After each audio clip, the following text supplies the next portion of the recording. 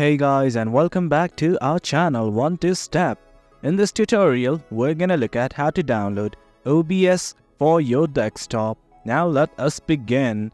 Initially what you guys have to do is simply go to obsproject.com and then you will be redirected to this page. Right now, we just want to download it. At the top right on the navbar, right next to home, you will see a button like this called as download. Click on it right now. Well guys, this is it. Simply select your operating system. It can be Windows, Mac or Linux. Select whatever your system is. Currently my system is Windows, so I'm gonna select it right now. And I'm just gonna scroll down, and right here as you can see there are multiple downloads. For instance, you can download the installer, you can download via BitTorrent or simply download the zip file. Well, it's up to you guys. For now, I'm just gonna download the installer. I'm gonna click on it right now. And guys, that is it. As you can see, the installer is being downloaded. That's the gist of it guys. That's how we download OBS Studio.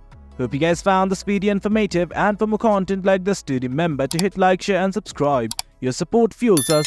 Until next time, thank you.